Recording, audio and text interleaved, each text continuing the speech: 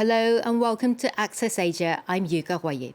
Coming up, a man sets himself on fire in apparent protest at the upcoming state funeral for Shinzo Abe, Japan's former prime minister who was murdered in July. The public backlash is in part driven by his links to the Unification Church, a religious group known for its aggressive fundraising. Our reporters have been finding out.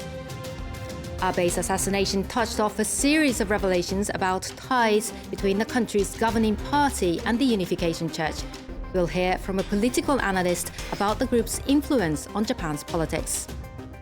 And a gag on gigs. As nightlife returns to Hong Kong after stringent COVID restrictions, some musicians are left out in the cold as a ban on live performances in bars and restaurants remains in place. He was a polarizing figure in life. 2.5 months after his untimely death, Japan's former Prime Minister Shinzo Abe continues to divide the nation over whether it's appropriate to hold a state funeral for him. Demonstrators have called for the taxpayer-funded event to be cancelled. The public backlash is in part due to Abe's links to the Unification Church, a controversial South Korean-based religious organisation. The suspect in Abe's murder said he was driven not by political motives, but by personal grudges against the group known for aggressive fundraising. France 24's Alexis Breger and our team on the ground have been finding out more about the church. These smiling teenagers are all members of Japan's Unification Church. This was me after the purification training in Korea, right after I graduated. Tsuyui Ogawa grew up as part of the sect with her indoctrinated parents. But today, she wants a different life for her son. As a child, she had to wake up at 5 a.m. every day to pray. She was also forced to hand over her early earnings to the sect. At 18 years old, Ogawa had a breakdown and ended up in a psychiatric hospital. When I was a teenager, I fell in love. But in the church, I was taught that falling in love was the worst sin, even less excusable than committing suicide or dying. Ogawa says that although she does not support his actions, she understands the pain felt by Tetsuya Yamagami, who assassinated Shinzo Abe for his alleged ties to the Unification Church. Yamagami's mother gave away most of her possessions to the church, leaving her bankrupt and the family devastated. The assassination drew public attention to the children whose parents were members. This lawyer has been working on the issue for 13 years. In 2002, the Unification Church gave people this Bible as a gift, if they paid 200,000 euros. Since Abe's assassination, requests for help have soared. More than 200 people, mostly impoverished relatives, have contacted the organization. In Japan, we are way behind when it comes to dealing with cults. In this regard, France is the most advanced. It passed a law in 2001 which allows sects to be penalized or dissolved. Earlier this month, the association presented a reform proposal to MPs, with hopes of finally loosening the Unification Church's grip on Japanese society. In the wake of Shinzo Abe's murder, the ruling Liberal Democratic Party conducted an internal survey and announced that nearly half its lawmakers had had ties with the Unification Church at varying degrees. Some received financial donations, others election support, and took part in events organised by the group. Though there was nothing illegal, the findings exposed a long-running relationship between Japan's political elite and the religious group with questionable ethics.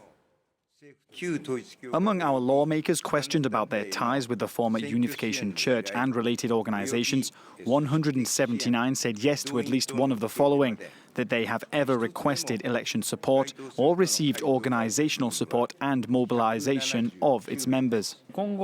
In order to avoid causing public distrust, the party needs to have a basic policy of not engaging with organizations that have been identified as socially problematic, and to strengthen the check system to ensure that that policy is maintained.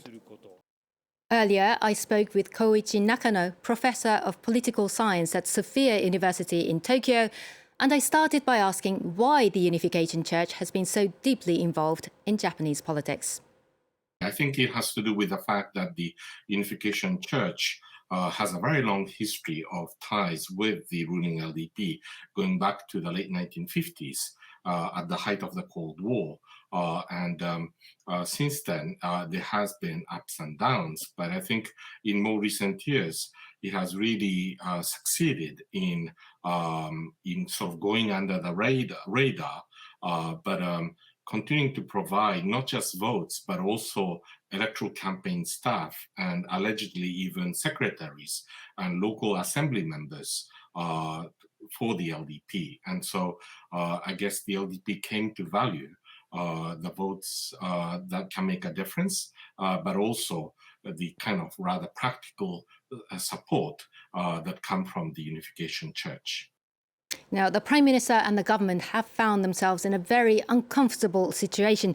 Do you think the scandal could possibly cost Mr. Kishida his political life?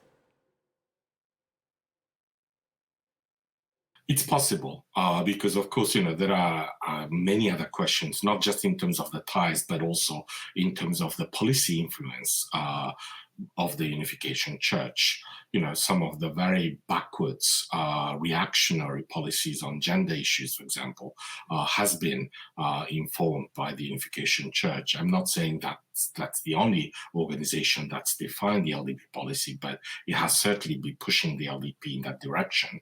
But it's not just that. It's also to do with a question about the political decision behind allowing the Unification Church to change its name to what it is now, so that it can better hide itself. I think these issues are going to continue on, and if Mr. Kishida mishandles them, then he might face public opinion poll results that are really quite damning. According to some polls, he's already below 30 percentage point in terms of support, so that's pretty bad. And beyond this particular scandal, do you think that the public outcry will continue and that there will be a time for reflection about the relationship between not just religious cults, but religion as a whole and Japanese politics? Well, that's a good question. And I think, of course, because, for example, with regard to the LDP, there are other religious organizations, for example, neo-nationalist Shintoist organizations that have had very close ties with the LDP.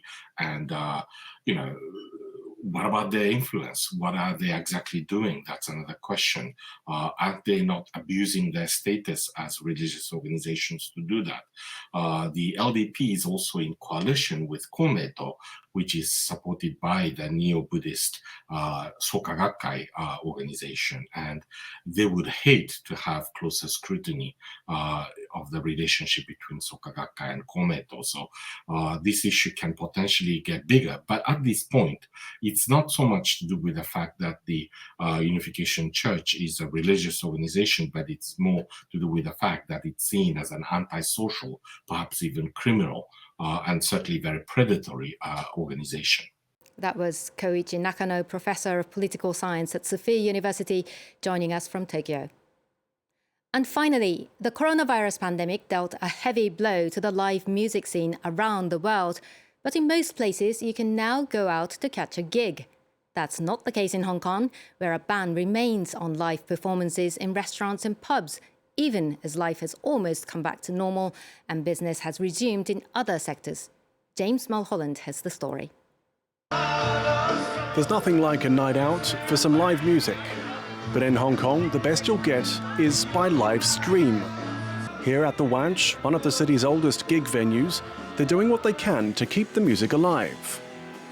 That means streaming from this studio a few miles away. But even after 2.5 years under some of the strictest COVID curbs in the world, bands are still not allowed in bars or restaurants. Some musicians feel they're being singled out.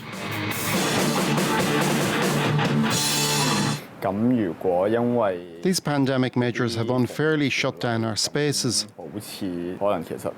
But at the same time, trains, public transport, schools and restaurants are always packed with people. Why are bars the only places being targeted? You have karaoke rooms where you're still allowed to sing in the same mic and spread the virus. And then you have hot pot venues, you have restaurants where people are still dining without the masks. And still, in a place like a bar or a club, you cannot have live music. It doesn't really make any sense. Local musicians have watched on desperately as life after COVID slowly gathers pace. But the pub music scene remains dead, classified by the government as a high-risk activity. It's taken a heavy toll on performers, with many falling into debt due to lost income and others forced to pawn their instruments. But some can also see a bright side, or perhaps more accurately, an artistic side to the grim situation.